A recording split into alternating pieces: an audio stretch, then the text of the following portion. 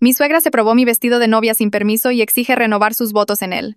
Conocí a mi esposo Leo en una conferencia médica hace 6 años. Él estaba presentando una investigación. Yo estaba ahí por créditos de educación continua. Nos unimos por el terrible café de la conferencia y nos casamos 2 años después. Su madre, Blanca, parecía muy dulce al principio. Me abrazó cuando Leo nos presentó y dijo que siempre había querido una hija. Me acompañó a buscar mi vestido de novia y lloró cuando encontré el indicado. Me costó $140 que había ahorrado por 3 años trabajando en turnos nocturnos como terapeuta respiratoria. Blanca no dejaba de decir lo perfecto que era, que parecía salido de un cuento de hadas. Me tomó cientos de fotos en la boutique. La boda fue hermosa. Blanca se portó perfectamente. Dio un lindo discurso sobre ganar una hija. Incluso me ayudó a recoger el vestido para la recepción. Pensé que me había sacado la lotería con la suegra. Después de la boda, mandé a limpiar el vestido profesionalmente y lo conservé en una caja especial. Lo guardé en el closet de la habitación de invitados porque soy muy sentimental. Blanca a veces preguntaba si podía verlo cuando nos visitaba. Con cuidado lo sacaba, la dejaba mirarlo, pero no tocarlo, porque la señora de la preservación dijo que los aceites de las manos podían dañarlo. Blanca lo miraba como si fuera de diamantes. Pasaron 3 años con normalidad. Blanca era involucrada, pero no metiche. Cuidaba a nuestra hija, Sofía. Nos traía la cena cuando trabajaba hasta tarde. Cosas normales de abuela. Luego, el año pasado, Blanca y el papá de Leo decidieron renovar sus votos por su 35 aniversario. Ella se obsesionó con hacerlo más grande que su boda original. Contrató una wedding planner, reservó un club de campo, invitó a 300 personas. Repetía que quería corregir todos los errores de su primera boda. El problema comenzó cuando Blanca no cupo en su vestido original. Lo había guardado todos estos años, pero había subido de peso, como le pasa a la mayoría de la gente en 35 años. Intentó con 3 costureras diferentes. Nadie pudo arreglarlo sin destrozar el vestido por completo. Hizo una dieta estricta, bajó 7 kilos, pero aún así no le cerraba el cierre. Compró 4 vestidos nuevos diferentes, pero los devolvió todos. Ninguno era el correcto. Demasiado moderno, demasiado sencillo, demasiado ostentoso, un tono de blanco incorrecto. Tenía crisis a diario. Llamaba a Leo llorando sobre cómo la renovación estaba arruinada. 2 semanas antes de la renovación, llegué a casa después de un turno de 12 horas. Leo estaba en el trabajo, Sofía en la guardería. Escuché un ruido arriba, lo cual era raro. Encontré a Blanca en mi habitación usando mi vestido de novia. Lo había sacado de la caja de preservación con sus manos desnudas, ni siquiera se puso los guantes que venían con él. Se estaba admirando en mi espejo de cuerpo entero, incluso se había puesto mi velo y mis zapatos. Yo solo me quedé parada en shock. Se dio la vuelta y sonrió como si nada estuviera mal. Dijo que solo se lo estaba probando para ver si le servía para su renovación. Que básicamente éramos de la misma talla, así que tenía sentido. Que el vestido de todos modos estaba ahí sin usarse. Le dije que se lo quitara de inmediato. Me dijo que estaba siendo egoísta, que era solo tela, que la familia comparte las cosas. De verdad usó las palabras solo tela para referirse a mi vestido de $140 que había usado exactamente una vez en el día más importante de mi vida. Le dije que no, por supuesto que no. No podía usar mi vestido de novia en su renovación. La cara de Blanca cambió por completo. Dijo que le debía por haberme aceptado en la familia, que Leo pudo haberse casado con quien quisiera pero me eligió a mí, y ella lo apoyó. Que prestarle el vestido era lo menos que podía hacer. Comenzó a enumerar todo lo que había hecho por nosotros. Cuidar a Sofía, los regalos de cumpleaños, la vez que me trajo sopa cuando tuve gripe. Como si la bondad básica fuera una deuda que yo tenía que pagar con mi vestido de novia. Saqué mi celular y llamé a Leo, le dije que viniera a casa de inmediato. Blanca se quedó parada con mi vestido puesto durante los 20 minutos que tardó en llegar. Siguió modelándolo en el espejo, hablando de qué modificaciones le haría, cómo le añadiría mangas, acortaría la cola, tal vez lo teñiría de color hueso, ya que el blanco puro era demasiado nupcial. Estaba planeando destrozar mi vestido mientras lo usaba. Leo entró y se puso pálido. Le dijo a su madre que se quitara el vestido ahora mismo. Blanca comenzó a llorar. Dijo que nos estábamos confabulando contra ella, que solo quería sentirse especial en su renovación. Leo dijo que podía sentirse especial con otro vestido, uno que no fuera el de su esposa. Blanca se quitó el vestido allí mismo en nuestra habitación, quedándose en ropa interior, lo tiró sobre nuestra cama y salió furiosa.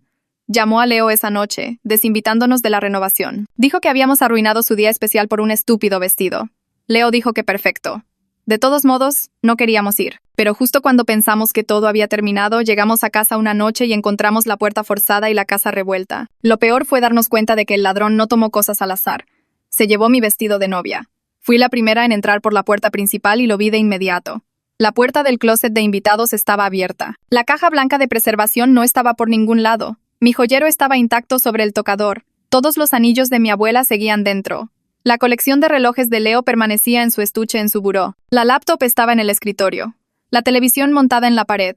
pero el lugar donde siempre estaba la caja de mi vestido de novia estaba completamente vacío. Me desplomé en el suelo entre las sillas volcadas y nuestras pertenencias esparcidas, tratando de entender por qué alguien entraría a robar solo para llevarse esa única cosa. Leo regresó a casa 20 minutos después y me encontró sentada ahí mirando al vacío. Preguntó qué había pasado y señalé el espacio vacío del closet. Se puso pálido. Ambos sabíamos. La policía ya venía en camino porque nuestro vecino había llamado por la puerta forzada. Pero ya sabíamos exactamente quién había hecho esto. La detective Bianca López apareció 40 minutos después de que los primeros oficiales aseguraran la escena. Tendría unos 40 años, con el cabello oscuro recogido y unos ojos penetrantes a los que no se les escapaba nada. Caminó por cada habitación con una cámara y una libreta, fotografiando el marco astillado de la puerta, la ventana trasera rota, las marcas de palanca en el closet. Se detenía y miraba lo que seguía allí. Mis aretes de diamante de nuestro aniversario, el Rolex de Leo que le regaló su padre, el iPad de nuestra hija Sofía en la mesa de centro, la televisión de pantalla plana. Regresó a la habitación y preguntó si faltaba algo. Le dije que solo el vestido de novia de esa caja que solía estar justo ahí. Lo anotó y me miró con una expresión como si estuviera tratando de descifrar si hablaba en serio. Leo se acercó y explicó que era un vestido de $140, preservado profesionalmente, irreemplazable. Bianca preguntó si teníamos alguna idea de quién podría quererlo específicamente. Leo y yo nos miramos por un momento largo. Luego le conté sobre su madre, Blanca, probándoselo 2 días antes sin permiso y exigiendo usarlo para su renovación de votos. Bianca se sentó en la mesa de nuestra cocina y tomó notas detalladas mientras le explicaba todo. La obsesión de Blanca por encontrar el vestido perfecto para su renovación. Que se probara el mío en mi habitación mientras yo estaba en el trabajo. La confrontación cuando Leo regresó a casa. Cómo se lo había quitado y lo había tirado en nuestra cama antes de salir furiosa.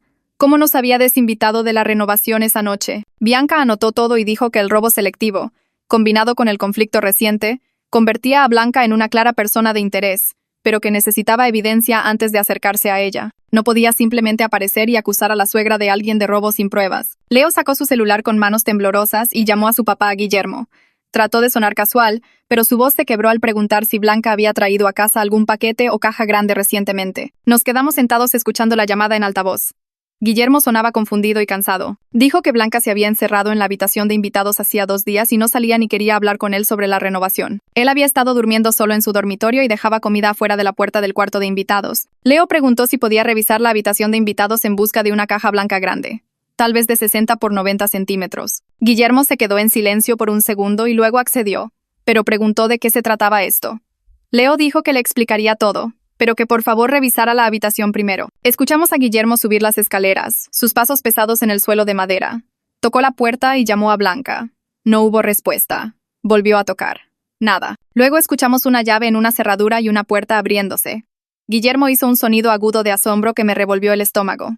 La voz de Guillermo regresó temblorosa e irreconocible. Dijo que el vestido de novia estaba colgado en la parte trasera de la puerta de la habitación de invitados en una bolsa de ropa. Tenía una etiqueta adjunta del club de campo donde se suponía que sería la renovación de votos. Seguía preguntando qué estaba pasando. ¿Por qué Blanca tenía el vestido de Kayla? ¿Cómo llegó ahí? Leo le dijo que dejara todo exactamente donde estaba y que no tocara nada porque la policía iba en camino. Escuchamos a Guillermo desplomarse sobre algo, tal vez la cama, y su respiración se escuchó fuerte a través del teléfono. Preguntó si Blanca había robado el vestido. Leo dijo que sí, que había forzado la entrada a nuestra casa y se lo había llevado. Guillermo se quedó en completo silencio durante casi 1 minuto. Luego dijo que necesitaba sentarse aunque ya lo estaba. La voz de Blanca se escuchó de fondo en el teléfono. Escuchamos que la puerta principal se abría y ella llamaba a Guillermo. Guillermo se levantó y lo escuchamos caminar. Su teléfono seguía conectado. Dijo en voz alta que el vestido estaba colgado justo ahí. ¿Qué había hecho ella? La voz de Blanca se acercó e inmediatamente se puso a la defensiva. Dijo que solo lo estaba pidiendo prestado. Había planeado devolverlo después de la renovación. Que no era para tanto. La voz de Guillermo se alzó de una manera que Leo dijo que nunca había escuchado antes. Le dijo a Blanca que había irrumpido en la casa de su hijo y robado a su nuera. El tono de Blanca se elevó y se volvió estridente. Insistió en que tenía derecho al vestido después de todo lo que había hecho por nosotros, todo el cuidado de Sofía y los regalos y el apoyo. Guillermo le dijo que la policía iba en camino porque lo que hizo era un delito. Blanca comenzó a gritar que estábamos siendo dramáticos y crueles, que la familia comparte las cosas, que el vestido de todos modos estaba ahí sin usarse. Bianca llamó a otro oficial y se fueron a la casa de Blanca y Guillermo mientras Leo y yo nos quedamos en casa como ella había pedido. Me senté en el sofá con Leo sosteniendo mi mano. Su palma estaba sudorosa y fría. Su rostro se había puesto pálido y tenso. Todo el color se había ido. Seguía diciendo que lo sentía una y otra vez. Le dije que no era su culpa, pero él solo negaba con la cabeza y miraba la pared.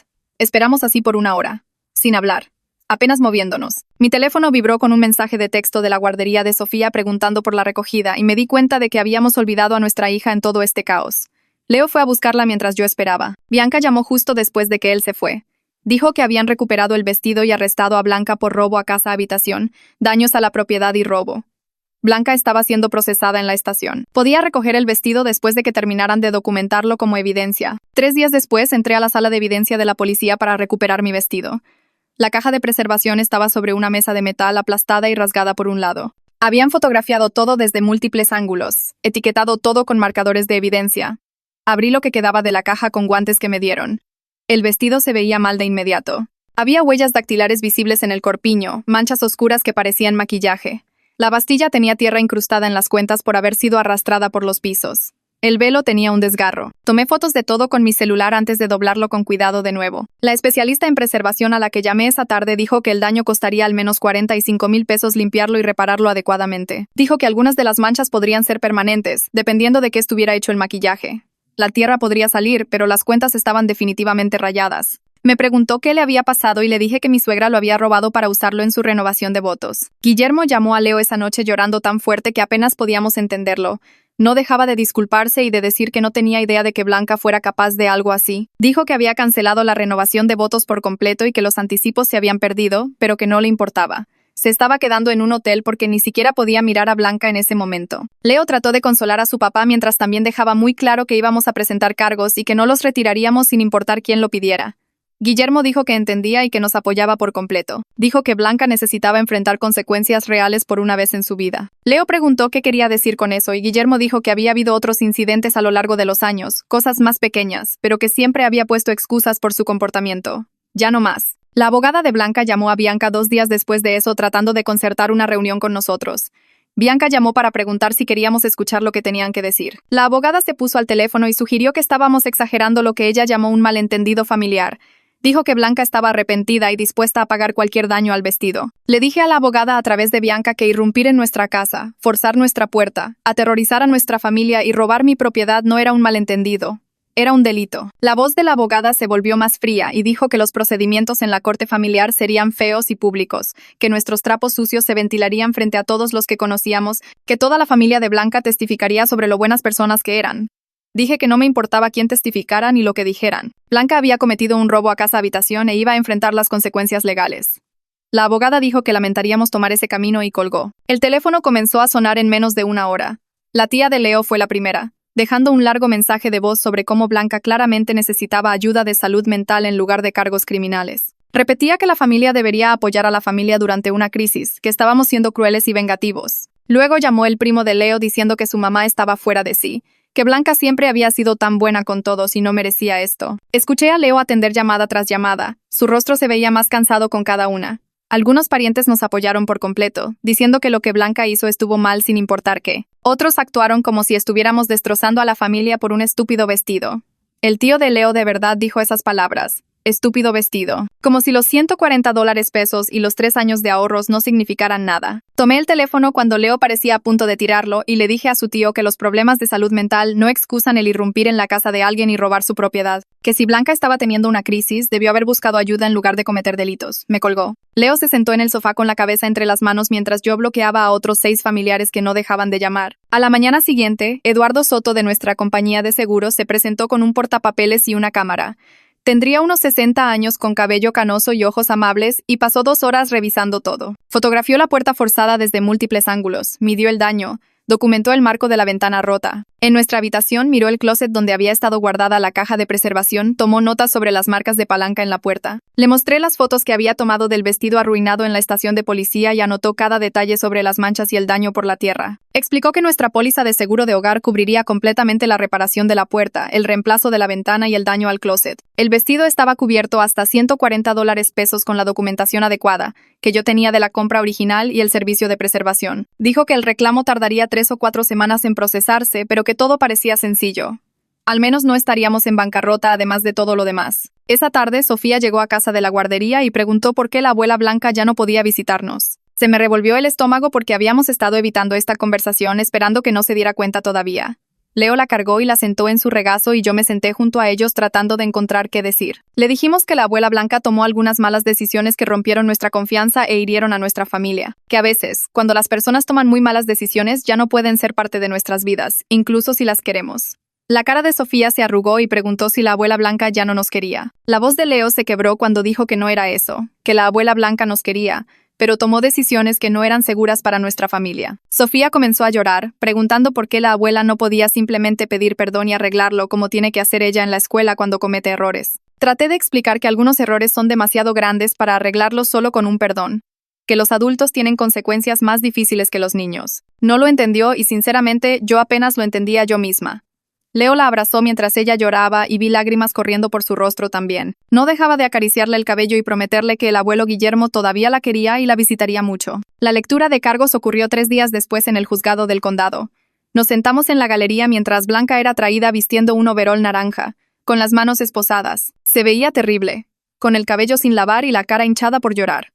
Su abogada estaba a su lado mientras la jueza leía los cargos. Robo a casa-habitación en segundo grado, daños a la propiedad, y robo de propiedad por más de 70,000 pesos. Blanca se declaró no culpable con una voz pequeña, nada que ver con su tono confiado habitual. Su abogado argumentó que esto era una disputa familiar que estaba siendo criminalizada, que Blanca tenía acceso previo a nuestra casa y creía que tenía permiso para tomar el vestido. Siguió enfatizando la relación familiar como si eso hiciera que forzar la entrada estuviera bien. La fiscal detuvo eso rápidamente, señalando la entrada forzada, la propiedad robada y los propios mensajes de texto de Blanca planeando el robo. La jueza se mostró impasible ante el argumento de la disputa familiar. Fijó una fianza de $150 y programó la audiencia preliminar para dentro de 2 semanas. Esperamos a ver si Guillermo pagaría la fianza. No lo hizo. Blanca fue llevada de vuelta todavía esposada, y miró a Leo con una expresión de súplica que me puso la piel de gallina. Leo solo miró al frente hasta que ella se fue. Guillermo llamó esa noche y pidió vernos para tomar un café a la mañana siguiente. Se veía terrible cuando nos sentamos, como si hubiera envejecido 10 años en 2 semanas. Sus ojos estaban rojos y tenía una postura de derrota. Pidió café pero no lo bebió.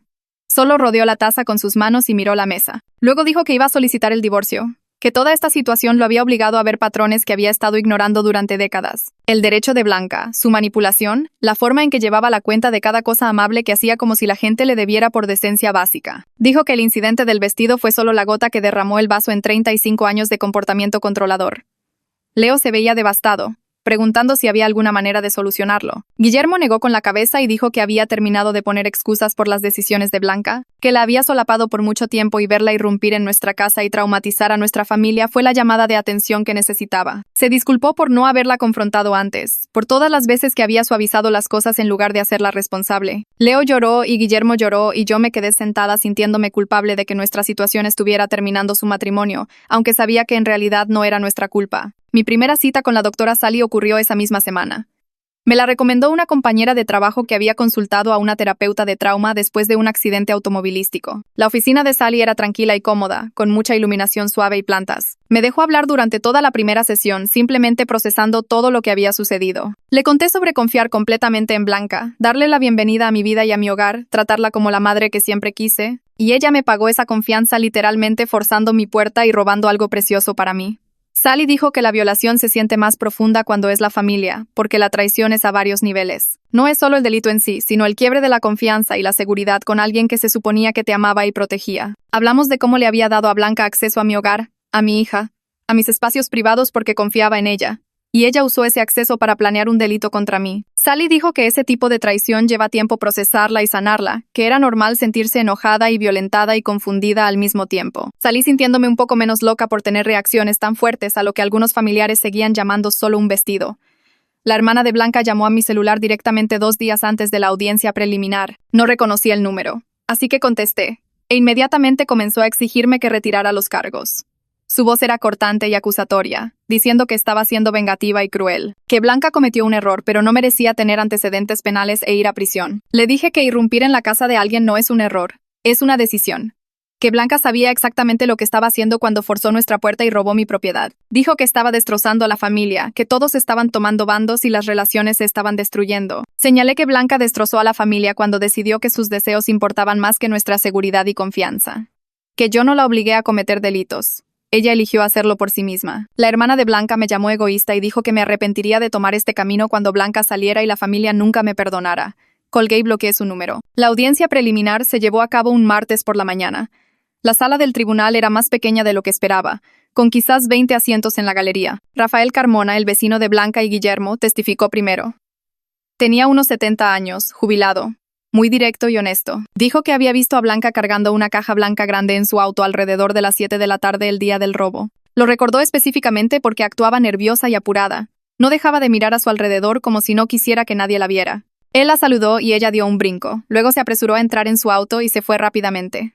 El abogado de Blanca intentó sugerir que estaba equivocado sobre la fecha o que podría haber sido cualquier caja blanca. Rafael se mantuvo firme en que recordaba claramente porque su esposa había comentado sobre el extraño comportamiento de Blanca esa noche durante la cena. La fiscal preguntó si Blanca normalmente actuaba nerviosa o apurada cuando la veía y Rafael dijo que no.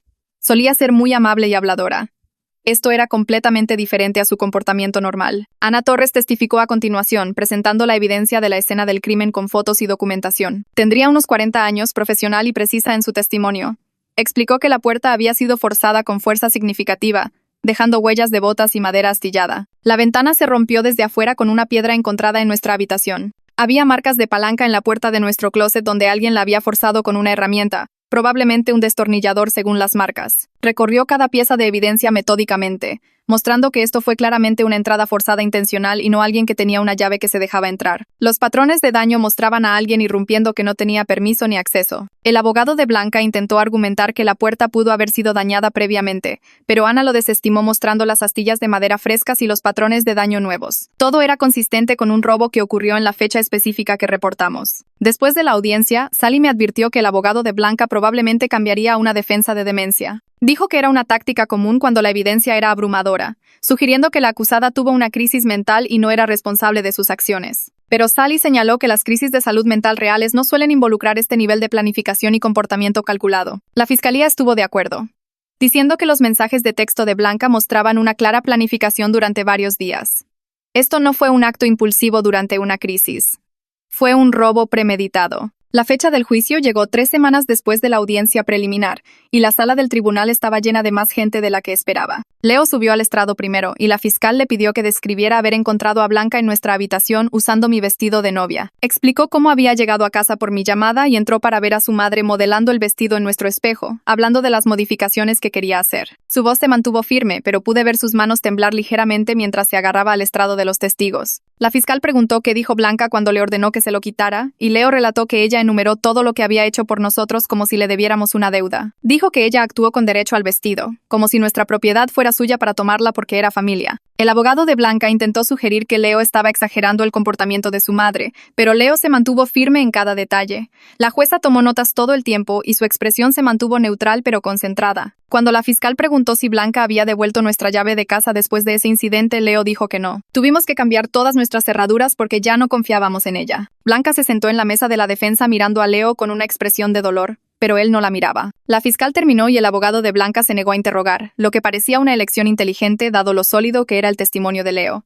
Yo subí al estrado a continuación y mis manos estaban sudando, tanto que tuve que limpiármelas en mi falda antes de poner la mano en la Biblia. La fiscal me pidió que explicara el proceso de compra del vestido de novia, y narré los 3 años de ahorrar dinero de los turnos nocturnos. Le conté a la corte sobre el precio de $140 y cómo la especialista en preservación me había explicado el manejo cuidadoso requerido para prevenir daños. La fiscal preguntó qué significaba el vestido para mí más allá de su valor monetario, y expliqué que representaba uno de los días más felices de mi vida. El día que me casé con Leo y comenzamos nuestra familia, dije que la preservación no se trataba de guardar tela en una caja, se trataba de preservar un recuerdo que quería compartir con mi hija algún día. Blanca me miró fijamente todo el tiempo que testifiqué con una expresión fría y plana que me puso la piel de gallina.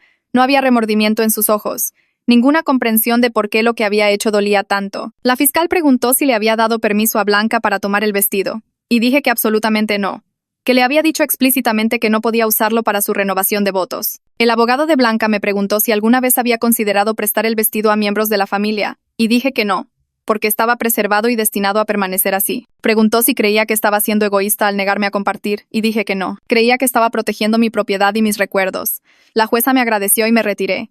Mis piernas temblaban por la adrenalina. La fiscalía llamó a su experta en tecnología a continuación, una mujer que había analizado los registros telefónicos de Blanca bajo orden judicial. Presentó mensajes de texto que Blanca se había enviado a sí misma en los días previos al robo, aparentemente usando su aplicación de notas para planear. Los mensajes mostraban búsquedas de cerrajeros en nuestra área, capturas de pantalla de nuestros horarios de trabajo que había encontrado en redes sociales, y una ruta mapeada desde su casa a la nuestra con tiempos de viaje estimados. La experta explicó que Blanca había estado investigando nuestros horarios durante al menos 3 días, notando cuándo ambos estaríamos en el trabajo y Sofía estaría en la guardería. Había buscado cómo forzar una puerta sin dejar marcas obvias de herramientas, y había buscado información sobre sistemas de seguridad para el hogar. La fiscal preguntó si esto mostraba planificación e intención, y la experta dijo que sí. Esto fue claramente actividad premeditada, no una decisión impulsiva. El abogado de Blanca intentó sugerir que estas eran búsquedas inocentes. Tal vez Blanca estaba preocupada por la seguridad de nuestro hogar, pero la experta señaló que el momento inmediatamente antes del robo hacía que eso fuera improbable. La jueza permitió los mensajes de texto y el historial de búsqueda como evidencia a pesar de la objeción de la defensa. Blanca subió al estrado en su propia defensa, y pude darme cuenta de inmediato de que fue un error. Su abogado le pidió que explicara por qué tomó el vestido, y Blanca se lanzó a una larga explicación sobre haber pagado parte de las flores de nuestra boda. Dijo que había contribuido a la planificación de la boda y me había ayudado a encontrar el vestido, por lo que sintió que tenía cierto derecho sobre él. La fiscal objetó la relevancia y la jueza lo sostuvo, diciéndole a Blanca que respondiera a la pregunta específica. Blanca dijo que tomó el vestido porque lo necesitaba para su renovación de votos, y yo estaba siendo irrazonable al negarme a compartir. De verdad dijo las palabras: tengo más derecho a ese vestido que ella porque soy la madre del novio, y ella es solo la novia. La sala del tribunal se quedó en completo silencio, y vi cómo la jueza levantaba las cejas. El abogado de Blanca parecía querer desaparecer bajo el suelo. La fiscal preguntó si Blanca entendía que irrumpir en nuestra casa era ilegal independientemente de sus sentimientos sobre el vestido, y Blanca dijo que no lo consideró irrumpir porque era familia. Dijo que los miembros de la familia deberían tener acceso a los hogares y propiedades de los demás, que nos equivocamos al cambiar las cerraduras y cerrarle la puerta. La expresión de la jueza dejó claro que este testimonio iba muy mal para Blanca. El abogado de Blanca intentó salvar las cosas preguntando sobre su estado emocional durante la planificación de la renovación de votos. Blanca inmediatamente comenzó a llorar, hablando de cómo se había sentido vieja e invisible, cómo la renovación se suponía que era su oportunidad para sentirse especial y hermosa de nuevo. Dijo que había estado desesperada y no pensaba con claridad, que el estrés de la planificación la había abrumado. Era una actuación calculada, y pude ver que había practicado esta parte con su abogado. Se secó los ojos con un pañuelo y habló de sentirse como si su juventud se hubiera ido, como si esta fuera su última oportunidad de tener el día de boda perfecto que se había perdido la primera vez. La fiscal objetó la relevancia de los sentimientos de Blanca para los cargos criminales, y la jueza lo sostuvo de nuevo. El abogado de Blanca preguntó si lamentaba sus acciones, y Blanca dijo que lamentaba que hubiéramos exagerado y nos hubiéramos negado a entender sus necesidades. No que lamentara irrumpir en nuestra casa o robar mi propiedad, sino que hubiéramos hecho tanto problema por ello. La cara de la jueza mostró exactamente lo que pensaba de esa respuesta. La jueza llamó a un receso de 15 minutos, y cuando regresó, su decisión estaba lista. Dijo que había considerado toda la evidencia y el testimonio cuidadosamente, y encontró a Blanca culpable de robo a casa-habitación en segundo grado, daños a la propiedad y robo. Rechazó por completo la defensa de salud mental, declarando que las acciones de Blanca mostraron clara planificación e intención durante varios días. La jueza dijo que las relaciones familiares no otorgan permiso para irrumpir en hogares y robar propiedad, y que el sentido de derecho de Blanca no excusaba el comportamiento criminal. Señaló que Blanca no había mostrado remordimiento genuino, solo enojo por ser responsabilizada. La cara de Blanca se puso blanca, y su abogado se levantó inmediatamente para solicitar una audiencia de sentencia. La jueza programó la sentencia para 3 semanas después y fijó una fianza más alta, que el abogado de Blanca dijo que necesitarían tiempo para conseguir. La corte se levantó, y Blanca fue llevada por el alguacil, todavía luciendo impactada de que realmente la hubieran encontrado culpable. Leo y yo nos encontramos con Guillermo en el pasillo fuera de la sala del tribunal, y se veía exhausto. Se llevó a Leo a un lado y le dijo en voz baja que no ayudaría con los costos de apelación, que Blanca necesitaba enfrentar consecuencias reales por una vez en su vida. El alivio de Leo fue visible. Sus hombros cayeron como si le hubieran quitado un peso. Guillermo dijo que había terminado de solapar el comportamiento de Blanca y de poner excusas por sus acciones. Ya había solicitado el divorcio y estaba siguiendo con su vida sin ella. Los 3 fuimos a tomar un café, y Guillermo se disculpó de nuevo por no haber visto los patrones de Blanca antes, por no haberla confrontado antes de que las cosas llegaran a este punto. Leo le dijo a su papá que no era su culpa, que Blanca había sido buena para ocultar su peor comportamiento y manipular situaciones. Las 3 semanas antes de la sentencia fueron tensas y agotadoras. La hermana de Blanca me llamó 6 veces antes de que bloqueara su número, dejando mensajes de voz sobre perdón y unidad familiar. El hermano de Blanca envió un largo correo electrónico sobre cómo estábamos destrozando a la familia por una posesión material, perdiendo por completo el punto sobre el robo a casa-habitación y la violación. El primo de Leo intentó el enfoque enojado, enviando mensajes de texto diciendo que habíamos arruinado la vida de Blanca y que nos arrepentiríamos cuando saliera de prisión. Bloqueamos números sistemáticamente, negándonos a interactuar con cualquiera que no pudiera respetar nuestros límites. Algunos familiares enviaron cartas a nuestra casa, que tiramos sin leer. Los intentos de manipulación fueron constantes y agotadores, pero nos mantuvimos firmes. Leo habló con su terapeuta sobre la culpa que sentía por los familiares que lo culpaban, y ella lo ayudó a entender que sus reacciones no eran su responsabilidad. El informe previo a la sentencia llegó al juzgado 2 semanas después de la condena. Guillermo había sido entrevistado extensamente y había proporcionado ejemplos de las violaciones de límites de Blanca que se remontaban a décadas. Ella había tomado las joyas de su madre sin preguntar y se había negado a devolverlas. Había entrado a la casa de su hermana repetidamente después de que le dijeran que no lo hiciera. Había hecho berrinches en reuniones familiares cuando no se salía con la suya, y todos habían aprendido a ceder solo para evitar el drama. El informe del oficial de libertad condicional señaló un claro patrón de derecho y falta de respeto por la propiedad y los límites de los demás. Blanca aparentemente le había dicho al oficial de libertad condicional que ella era la verdadera víctima, que su familia se había vuelto en su contra injustamente. El informe recomendó tiempo en prisión en lugar de libertad condicional, citando la falta de comprensión de Blanca y el alto riesgo de reincidencia. La audiencia de sentencia fue un jueves por la mañana, y la sala del tribunal estaba menos concurrida esta vez. La jueza revisó el informe previo a la sentencia de Blanca y las declaraciones de impacto de la víctima que Leo y yo habíamos presentado. Señaló la edad de Blanca y la falta de antecedentes penales previos, pero enfatizó la seriedad de la invasión del hogar y la traición a la confianza familiar. La jueza dijo que las acciones de Blanca no fueron un lapso momentáneo de juicio, sino un acto criminal planeado que violentó a la familia de su hijo en su propia casa. Sentenció a Blanca a 2 años de prisión con posibilidad de libertad condicional después de 1 año, más restitución total por el daño a la puerta, la ventana y el vestido. Blanca también estaría obligada a completar terapia enfocada en límites y sentido de derecho. La jueza dijo que esperaba que Blanca usara su tiempo en prisión para reflexionar sobre sus acciones y desarrollar un remordimiento genuino. La cara de Blanca se puso completamente blanca y comenzó a gritar que esto era injusto, que habíamos arruinado su vida por un estúpido vestido. Gritó que nos había dado todo y le habíamos pagado con traición. El alguacil tuvo que sujetarla físicamente mientras continuaba gritando sobre la injusticia. El abogado de Blanca trató de calmarla, pero estaba fuera de sí, todavía gritando mientras la sacaban de la sala del tribunal. Leo se sentó a mi lado con lágrimas corriendo por su rostro, viendo cómo se llevaban a su madre a prisión. El alguacil agarró el brazo de Blanca mientras continuaba gritando sobre la injusticia y la traición. Se giró tratando de mirarnos, su rostro rojo y furioso, gritando que pagaríamos por esto algún día. Las puertas de la sala del tribunal se cerraron detrás de ella y el sonido de su voz finalmente se desvaneció. Leo se desplomó en el banco detrás de nosotros, todo su cuerpo temblando con sollozos. Me senté a su lado y puse mi brazo alrededor de sus hombros mientras él lloraba en sus manos. Guillermo se acercó y se sentó al otro lado de Leo, abrazando a su hijo. Le dijo a Leo que lamentaba que se llegara a esto, que nunca imaginó que Blanca llevaría las cosas tan lejos. Guillermo dijo que tal vez la prisión finalmente haría que Blanca entendiera que las acciones tienen consecuencias, aunque su voz sonaba dudosa. Nos quedamos sentados allí durante 20 minutos mientras Leo se recomponía. Otras personas de la sala del tribunal pasaban a sus propios casos. La fiscal se detuvo y nos dijo que la documentación de restitución se procesaría en unas pocas semanas. Dijo que hicimos lo correcto al no echarnos para atrás, que personas como Blanca necesitan límites firmes o nunca se detienen.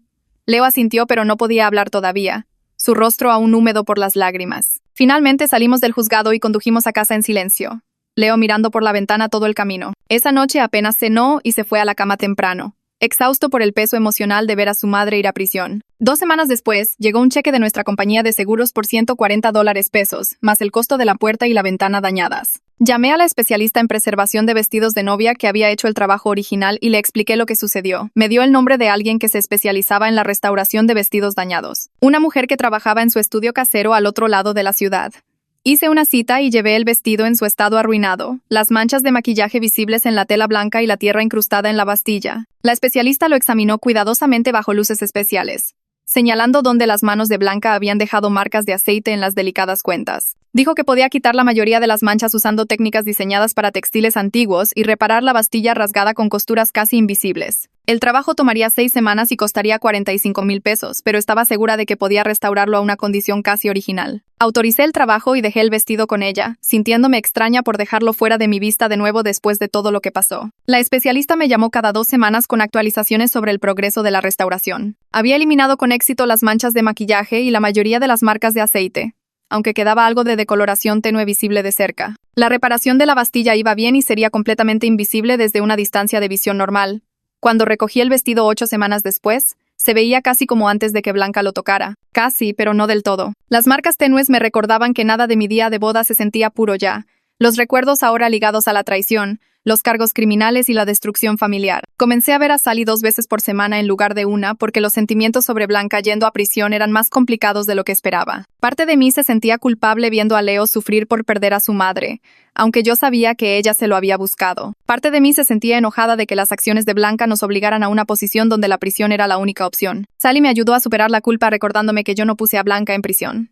Blanca se puso ahí al irrumpir en nuestra casa. Señaló que sentirse mal por las consecuencias que alguien enfrenta no significa que estuvieras mal al responsabilizarlos. Hablamos de cómo no puedo controlar las decisiones de Blanca, solo mis propias respuestas, y que establecer límites firmes era necesario para la seguridad de mi familia. Sally preguntó cómo me sentía acerca de que Blanca estuviera encerrada, y admití que me sentía más segura sabiendo que no podía aparecer en nuestra casa. Sentir esa seguridad se sentía mal de admitir en voz alta, como si fuera una mala persona por sentirme aliviada de que mi suegra estuviera en prisión. Sally dijo que era una respuesta normal ante alguien que había violentado mi hogar y mi confianza tan completamente. Me ayudó a entender que podía sentirme triste por la situación sin dejar de saber que era el resultado correcto. La culpa no desapareció, pero se volvió más manejable, algo que podía reconocer sin dejar que controlara mis decisiones. Leo comenzó su propia terapia 3 semanas después de la sentencia porque estaba luchando por funcionar en el trabajo. Su terapeuta era un hombre que se especializaba en trauma familiar y en ayudar a las personas a procesar el duelo complicado. Leo me dijo después de su primera sesión que hablar de su madre se sentía como traicionarla, a pesar de que ella había cometido un delito contra nosotros. Luchaba con la culpa de testificar contra Blanca en el juicio, preguntándose si había algo que podría haber hecho diferente para prevenir todo esto.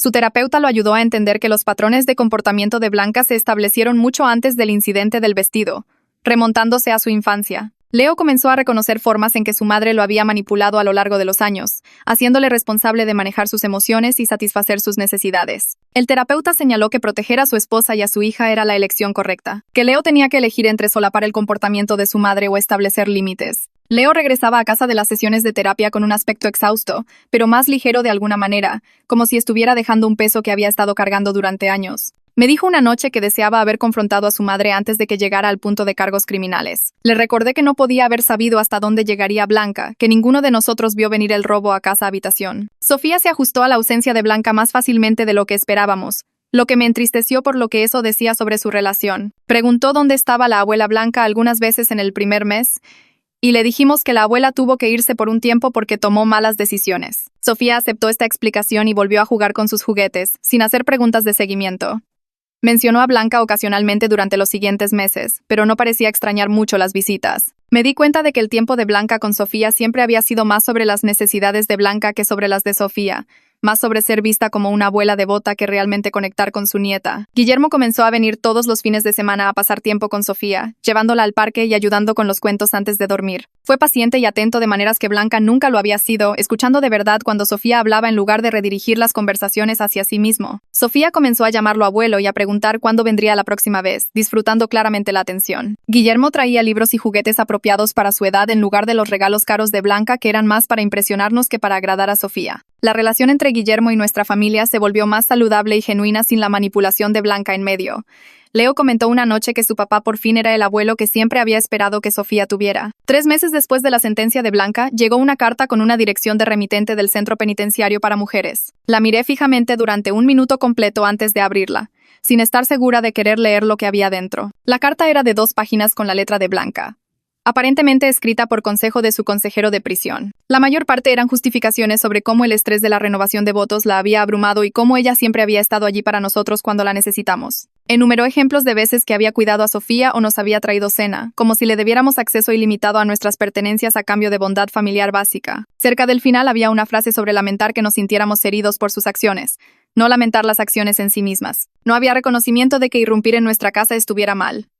Ninguna comprensión de por qué tener a la familia violentando nuestro espacio era tan traumático. La carta terminaba con Blanca diciendo que esperaba que la visitáramos pronto para que pudiéramos arreglar las cosas como familia. La leí 2 veces buscando cualquier señal de remordimiento genuino o comprensión de lo que había hecho mal.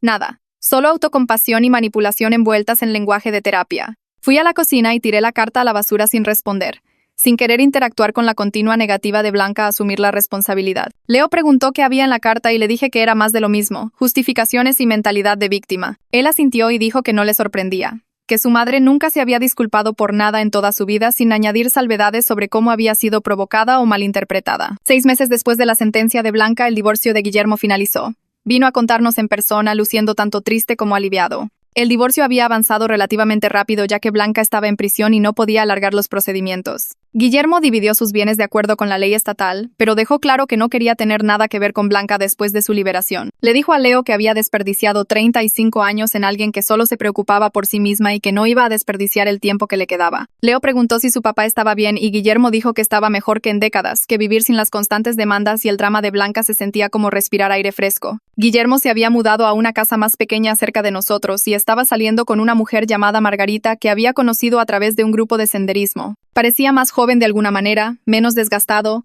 finalmente capaz de tomar decisiones basadas en lo que él quería en lugar de lo que mantendría tranquila a Blanca. Guillermo dijo que se sentía culpable por no haber dejado a Blanca hace años, que tal vez si la hubiera confrontado antes ella no habría escalado a un comportamiento criminal. Leo y yo le dijimos que las decisiones de Blanca eran suyas, que permanecer en un matrimonio no te hace responsable de que tu cónyuge infrinja la ley. Guillermo asintió, pero pude notar que todavía estaba procesando décadas de comportamiento solapado y preguntándose cómo habría sido su vida si hubiera establecido límites antes. Un año después de la sentencia de Blanca, recibimos una notificación de que iba a ser considerada para libertad condicional. La carta explicaba que podíamos presentar declaraciones de impacto de la víctima a la Junta de Libertad Condicional, describiendo cómo el delito nos había afectado. Me senté y escribí 3 páginas sobre la ansiedad continua que sentía en mi propia casa, cómo revisaba las cerraduras varias veces cada noche y me despertaba con ruidos pequeños. Detallé los costos de la terapia y el tiempo libre del trabajo para los procedimientos judiciales y la tensión en las relaciones familiares. Expliqué que la restauración del vestido había eliminado la mayor parte del daño visible, pero no podía borrar la violación de que alguien irrumpiera en mi casa y robara algo irreemplazable. Leo escribió su propia declaración sobre el dolor de ver a su madre elegir sus deseos por encima de la familia de su hijo y sentirse obligado a elegir entre su esposa y su madre. Describió la culpa que cargaba por testificar contra Blanca y la terapia que necesitaba para procesar la pérdida de su madre a causa de su propio comportamiento criminal. Escribió sobre explicarle a su hija por qué su abuela ya no podía visitarla y el duelo complicado de llorar a alguien que todavía estaba viva, pero que había destruido la relación a través de sus propias acciones. Presentamos ambas declaraciones a la Junta de Libertad Condicional junto con cartas de Sally y el terapeuta de Leo describiendo el impacto continuo del delito de Blanca. La audiencia de libertad condicional estaba programada para 3 semanas después, pero no se nos exigió asistir, solo se nos notificó el resultado. La decisión de la Junta de Libertad Condicional llegó por correo 2 semanas después de la audiencia. La solicitud de liberación anticipada de Blanca fue negada. La carta explicaba que la Junta consideró su falta de remordimiento genuino y su incapacidad para asumir la responsabilidad en sus sesiones de terapia en prisión. El informe de su consejero aparentemente señaló que Blanca todavía creía que estaba justificada para tomar el vestido y que habíamos exagerado al presentar cargos. El informe describió a Blanca como resistente a examinar sus patrones de comportamiento y reacia a reconocer cómo sus acciones habían dañado a otros. La Junta de Libertad Condicional determinó que representaba un riesgo de reincidencia si se la liberaba anticipadamente y cumpliría su sentencia completa de 2 años. Después de la liberación, estaría bajo estricta libertad condicional con condiciones que incluían no contacto con nuestra familia y terapia continuada obligatoria. Me sentí aliviada al leer la decisión, agradecida por más tiempo antes de tener que preocuparme por Blanca libre en el mundo de nuevo. Leo leyó la carta y dijo que su madre estaba perdiendo el tiempo en prisión al negarse a hacer el trabajo de entender por qué estaba allí. Dijo que Blanca probablemente saldría de prisión en 1 año todavía creyendo que era la víctima, todavía con derecho a lo que quisiera sin importar a quién hiriera. Decidimos mudarnos a una casa nueva en un vecindario diferente 2 meses después de la negación de la libertad condicional. El robo a casa-habitación había dejado nuestra casa sintiéndose contaminada de alguna manera.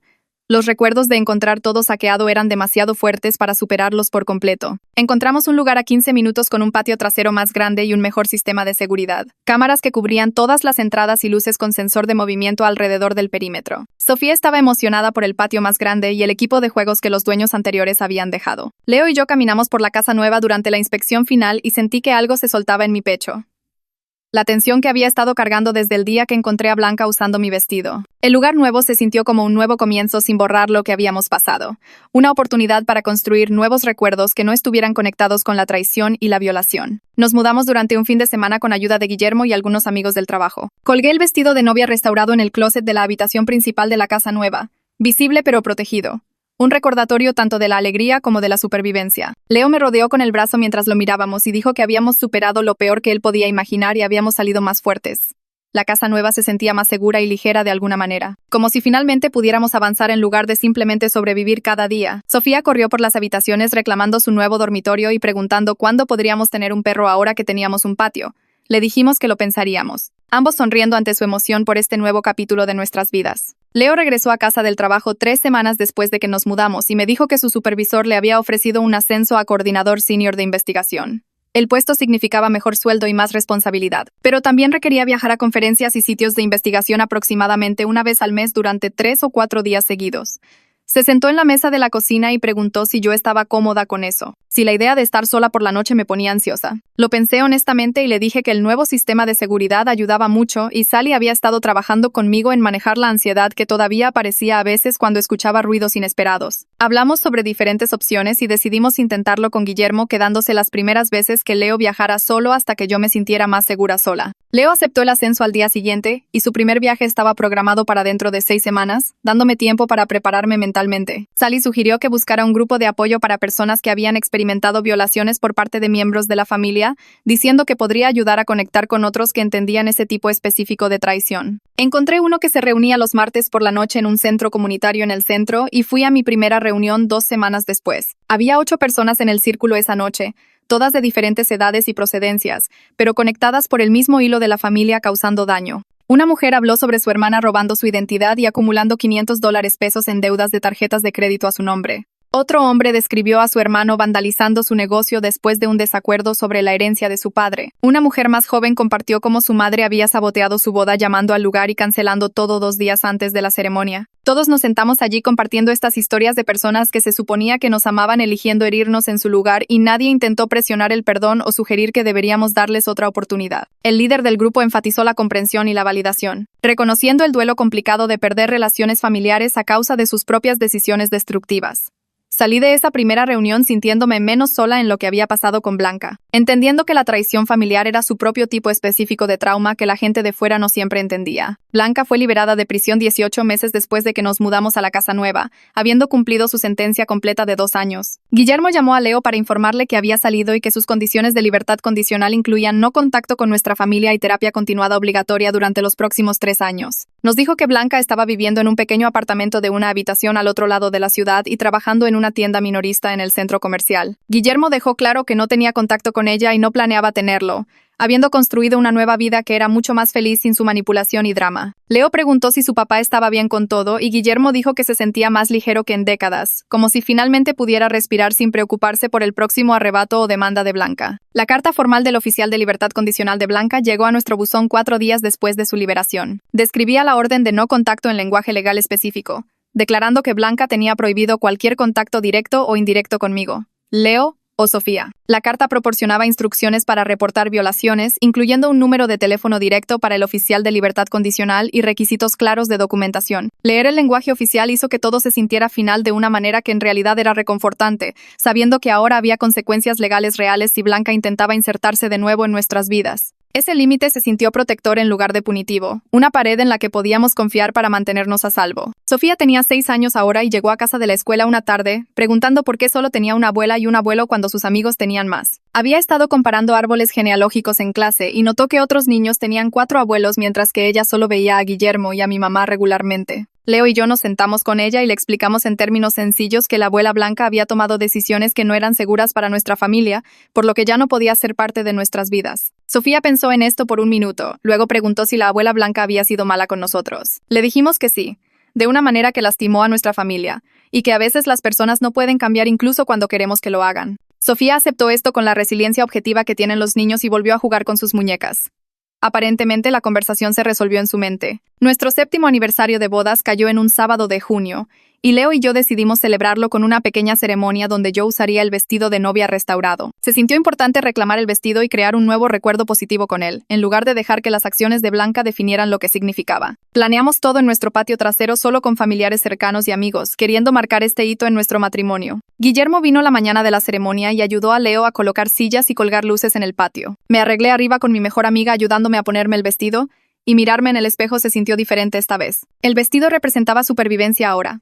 No solo la alegría de nuestro día de boda, sino todo lo que habíamos superado juntos. Guillermo se emocionó cuando nos vio parados juntos en el patio trasero y nos dijo a Leo y a mí que esto era lo que parecía el amor real, elegirse el uno al otro en tiempos difíciles y salir más fuertes. La ceremonia se mantuvo pequeña y privada, Solo nosotros, Sofía, Guillermo y algunos amigos cercanos que nos habían apoyado a través de todo con Blanca. Habíamos escrito nuevos votos sobre elegirnos el uno al otro en tiempos difíciles y construir una familia basada en el respeto y los límites saludables. Leo prometió priorizar siempre a nuestra familia inmediata y proteger la paz que tanto nos había costado crear. Yo prometí confiar en él y seguir trabajando en mi propia sanación para que nuestro matrimonio pudiera prosperar. Sofía se paró entre nosotros sosteniendo una canasta de pétalos de flores, y cuando nos besamos al final, los arrojó al aire riendo. Todo se sintió sanador de una manera que no había esperado, celebrando nuestro matrimonio de una manera que Blanca no podía tocar ni contaminar con su presencia. Sally me dijo en una de nuestras sesiones finales que yo había hecho el trabajo duro de procesar el trauma y establecer límites mientras seguía abierta al amor y la confianza. Señaló que no dejé que las acciones de Blanca me volvieran amargada o cerrada a otras relaciones. Me había protegido mientras seguía siendo vulnerable con personas que lo merecían, lo que requería verdadera fuerza y autoconciencia. Dijo que muchas personas que experimentan traición familiar o se cierran por completo o siguen dejando que personas tóxicas las hieran, pero yo había encontrado un camino intermedio de límites saludables sin endurecer mi corazón. Me sentí orgullosa del crecimiento que había logrado en los últimos 2 años, la forma en que había aprendido a confiar en mis instintos y priorizar la seguridad de mi familia sobre la culpa o la obligación. Guillermo se convirtió en un abuelo activo e involucrado para Sofía de maneras que Blanca nunca lo había sido. La recogía de la escuela 2 veces por semana y la llevaba al parque. La empujaba en los columpios y la ayudaba a cruzar el pasamanos. Asistía a los eventos escolares y programas festivos, siempre en primera fila con su teléfono grabando todo. Cuidaba a Sofía cuando Leo y yo necesitábamos noches de cita y nunca lo hacía sentir como una obligación o algo que le debíamos. Leo me dijo una noche que su papá por fin era el padre que siempre había necesitado que fuera, ya no solapando el comportamiento de Blanca ni poniendo excusas por su manipulación. Guillermo se había encontrado a sí mismo de nuevo después del divorcio, convirtiéndose en el padre que debió haber sido todo el tiempo. La notificación sobre la violación de la libertad condicional de Blanca llegó por correo certificado 6 meses después de su liberación.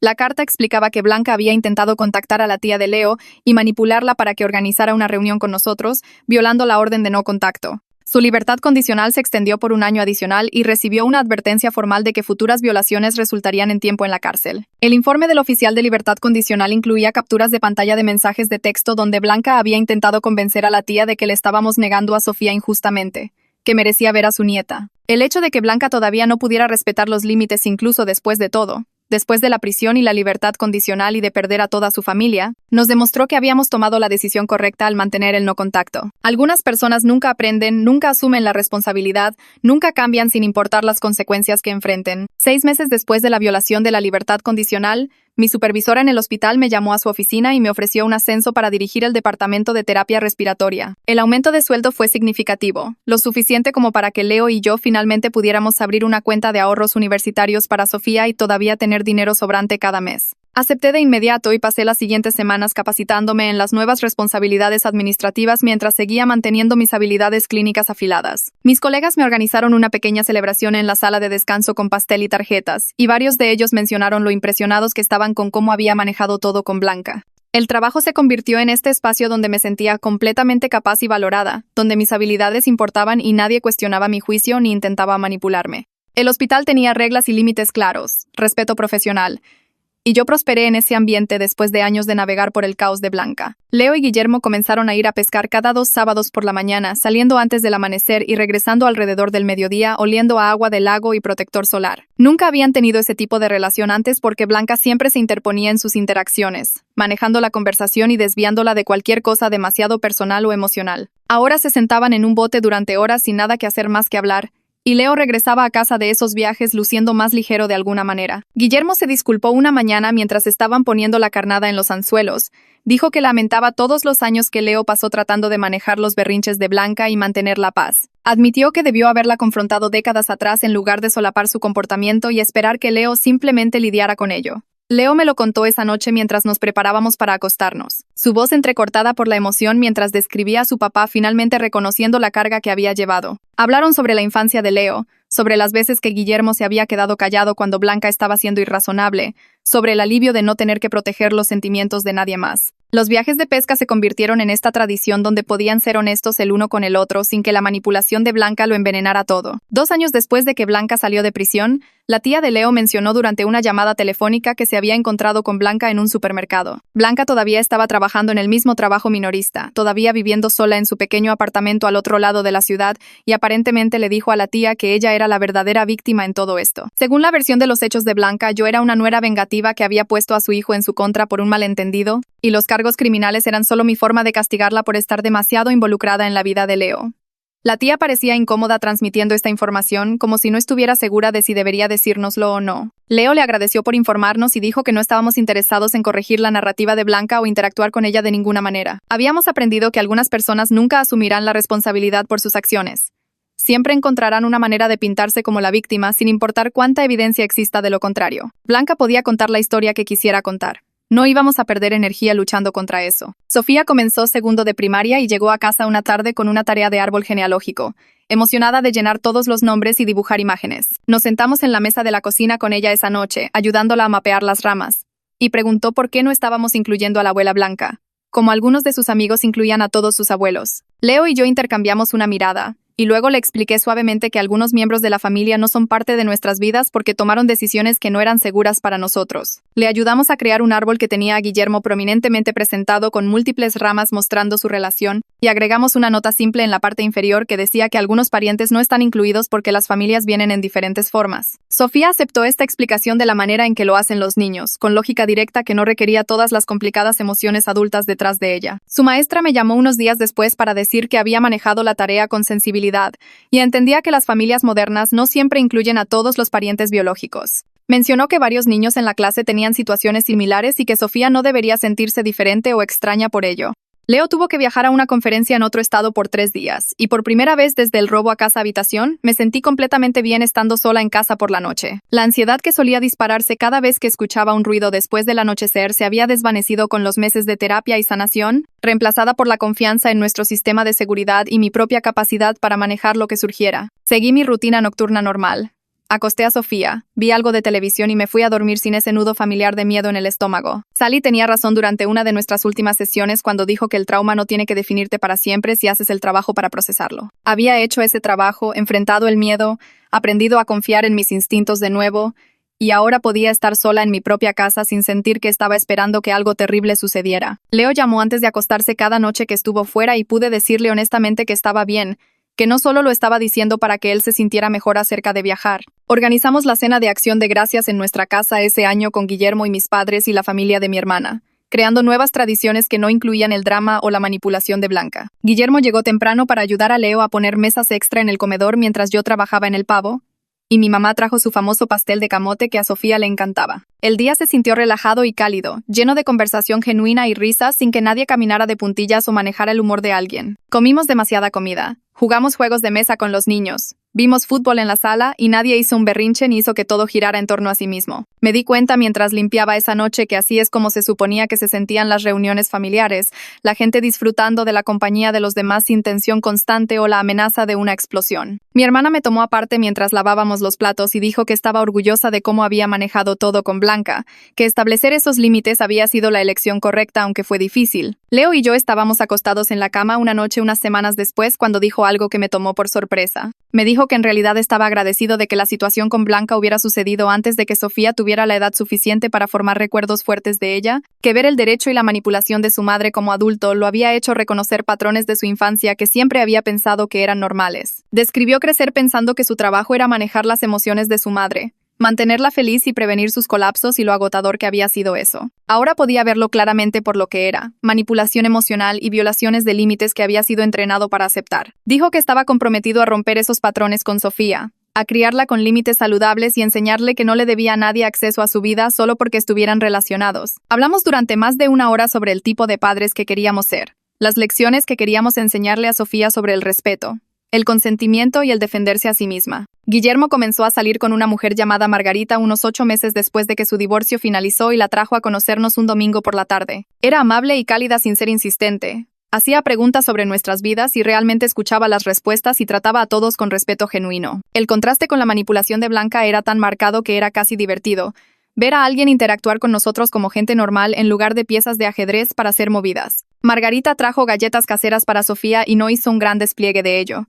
Solo se las entregó con una sonrisa y luego se interesó en el rompecabezas en el que estaba trabajando Sofía. Sofía se acercó a ella de inmediato, mostrándole la casita de juegos en el patio trasero y parloteando sobre la escuela y sus amigos. Leo y yo los observamos juntos y nos sentimos aliviados de que Guillermo hubiera encontrado a alguien que lo apreciara sin tratar de controlar cada aspecto de su vida. Margarita sabía sobre Blanca y la situación, pero no indagó ni hizo preguntas invasivas. Solo reconoció que las familias podían ser complicadas y lo dejó así. Saqué el vestido de novia restaurado del almacenamiento un sábado por la mañana mientras Leo estaba en la ferretería y Sofía estaba en casa de un amigo. Lo saqué con cuidado de la caja de preservación y lo sostuve a la luz, examinando las manchas tenues que apenas eran visibles a menos que supieras exactamente dónde buscar. El vestido todavía me dejaba sin aliento con su detallado trabajo de cuentas y su cola fluida, pero podía mirarlo ahora sin ese dolor agudo de violación que solía sentir. Se había convertido en algo diferente en los últimos años, no solo un símbolo de mi día de boda, sino también un recordatorio de todo lo que habíamos sobrevivido y superado. Sally estaría orgullosa de lo lejos que había llegado en reencuadrar la narrativa, en recuperar la propiedad de mi propia historia y mis propias posesiones. El vestido era mío, representaba mi matrimonio y mi fuerza, y las acciones de Blanca no podían quitármelo permanentemente. Lo devolví cuidadosamente al almacenamiento sintiéndome en paz en lugar de enojada, lista para seguir adelante. El oficial de libertad condicional de Blanca nos envió una carta certificada 3 años después de su sentencia original, informándonos que su periodo de libertad condicional había terminado oficialmente y la orden de no contacto ya no era legalmente aplicable. Nuestro abogado llamó el mismo día que llegó la carta y nos aconsejó que deberíamos mantener nuestros límites independientemente del estado legal y que deberíamos documentar cualquier intento de contacto que Blanca pudiera hacer. Leo y yo nos sentamos con Sofía esa noche y tuvimos una discusión familiar sobre lo que esto significaba, explicando en términos apropiados para su edad que la abuela Blanca ya no estaba obligada por ley a mantenerse alejada de nosotros, pero que nuestra regla familiar seguía siendo la misma. Decidimos juntos que nuestros límites se mantenían permanentemente porque nuestra paz y seguridad importaban más que la biología o la documentación legal. Sofía entendió y estuvo de acuerdo, diciendo que en realidad no recordaba mucho a la abuela Blanca de todos modos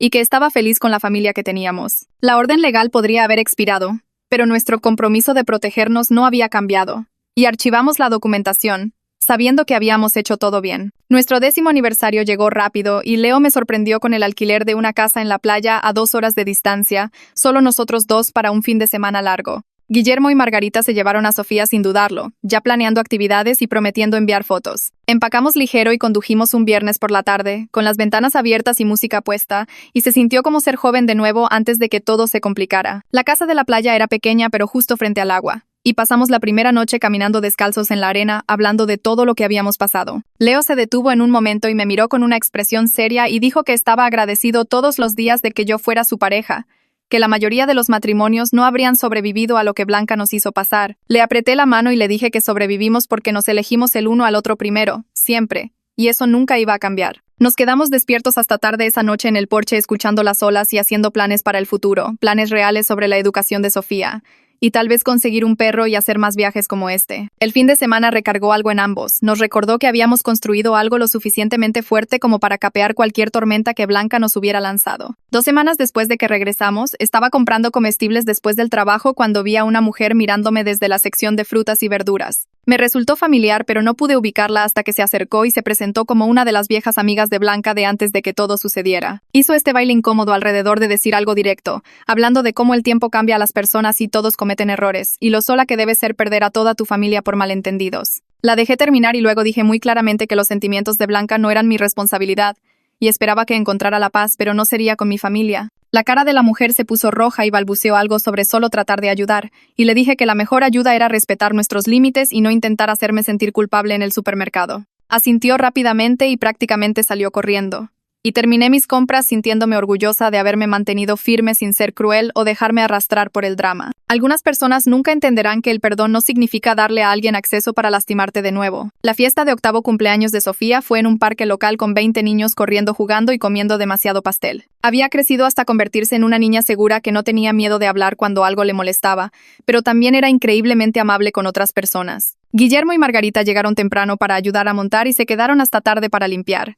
Y verlos interactuar con Sofía me hizo sentir agradecida de que hubiéramos construido esta familia elegida a su alrededor. Entendía sin que tuviéramos que explicar demasiado que la familia significaba personas que te trataban con amor y respeto, no solo biología u obligación. Preguntaba por Blanca tal vez una vez cada pocos meses, generalmente después de ver a un amigo con su abuela, y le dábamos la misma explicación simple de que algunas personas no pueden ser parte de nuestras vidas porque no saben cómo ser seguras. Sofía sentía y lo aceptaba, y pasaba a hablar de otra cosa, y me sentía aliviada de que no cargara con el peso de esa pérdida como lo habíamos hecho Leo y yo. Nuestra familia alcanzó este ritmo de felicidad genuina que no daba por sentado después de todo lo que habíamos sobrevivido. El vestido de novia colgaba en nuestro closet ahora en lugar de estar encerrado en el almacenamiento, y podía mirarlo sin ese dolor agudo de violación que solía sentir. Representaba tanto la alegría de casarme con Leo como la fuerza que se necesitó para proteger lo que era nuestro de alguien que pensaba que tenía derecho a tomarlo. Habíamos creado límites que realmente se mantenían, construido una vida basada en el respeto y la confianza, y nos rodeamos de personas que entendían que el amor no viene con condiciones o deudas. Nadie podía violar nuestra paz nunca más porque habíamos aprendido de la manera difícil a reconocer la manipulación y detenerla de inmediato. La vida que teníamos ahora era exactamente lo que merecíamos,